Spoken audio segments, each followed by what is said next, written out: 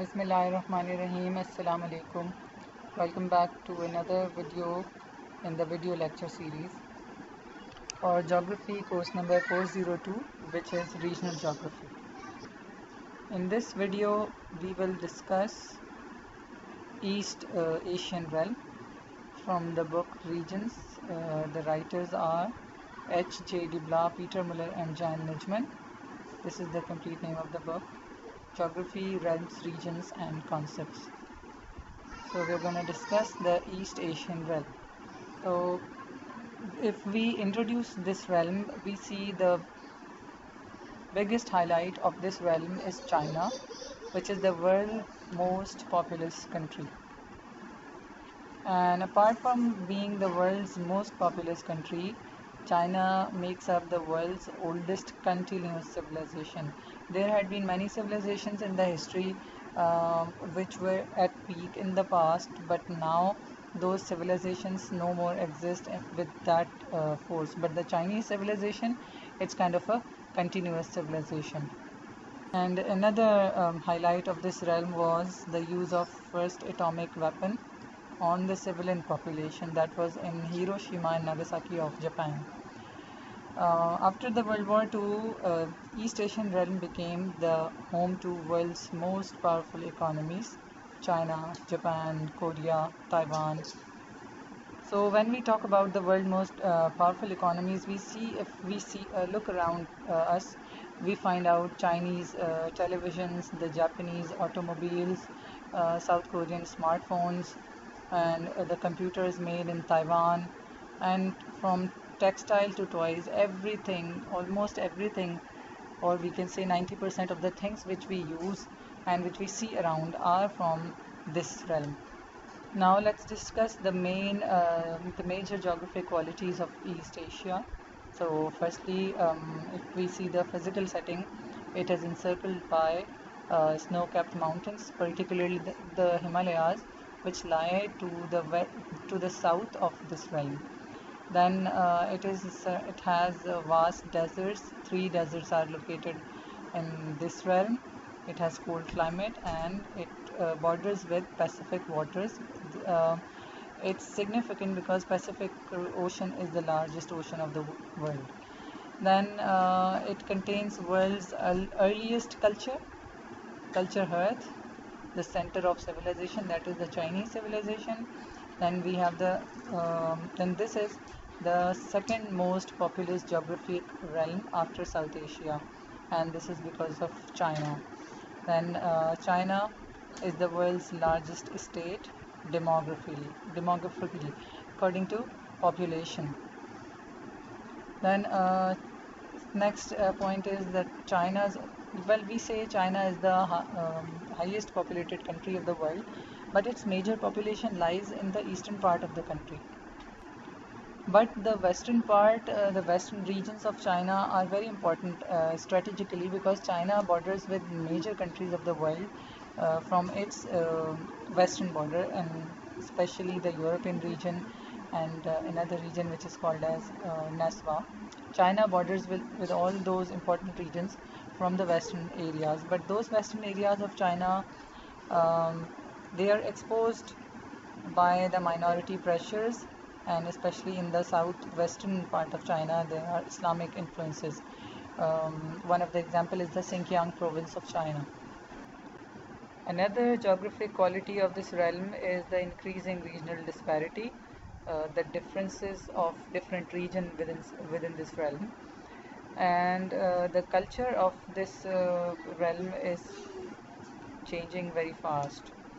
Then Japan is another highlight of East Asia, and it is economic giant, and it has a history of colonial expansion as well as wartime conduct, more famously the atomic bomb attacks on Hiroshima and Nagasaki. Then East Asia is the home to the world's newest superpower, because it is being predicted that China is going to be the world superpower for its economic impact around the globe and political influences. The overall political geography of this realm is dynamic, especially the North Korea, which is in conflict with the Western world all the time because of his nuclear excursions and the dictatorship there, and then the status of Taiwan. Some of the countries accept Taiwan as an independent state, while some do not accept Taiwan as an independent state. And then there are some island groups which are claimed by either China and or Japan, and they are in continuous tension because of those islands. So now let's talk about the location of East Asian realm. So this is the East Asian realm. And to the north of the East Asian realm, we have one of the biggest realm of Russia. To the west, we have the Neswa realm, which is a combination of North Africa and Southwest Asia. To the south of East Asian realm, we have our own realm, which is South Asian realm, and in between the South Asian realm and the East Asian realm, we have the famous Himalayas range. And over here we have the Karakoram range. Then to the east, this is Southeast Asia, and to the east we have the Pacific Ocean, and it is said that the East Asian realm is neighbor to the Pacific Ring of Fire. Talking about the location, this particular realm, its majority of its part is mainland, that is, it is connected to the larger land mass. But here some part of this realm is offshore as well. For example, the Japanese part, and then this Korean peninsula, along with Taiwan over here. So these three regions are the offshore parts of East Asian realm. Now there is one thing interesting about the offshore part of East Asian realm, particularly this big one, which is Japan, is the combination of different tectonic plates. So as we can see on this map, this is Japan, and it lies at the junction of Eurasian plate, North American plate, the Pacific plate, and the Philippine plate. So this is the reason this area is vulnerable to different kind of earthquakes, and the term tsunami, the earthquake in the sea. This is the place where a tsunami location is shown. So Japan is prone to all these natural hazards because of the because of being at the junction of different tectonic plates, 4 to be precise. Let's talk about the climate of East Asian realm. So we see here this one. This shows B type of climate, which is dry climate, because this particular area over here, it has 3 famous deserts. The most famous of the 3 deserts is the Gobi Desert.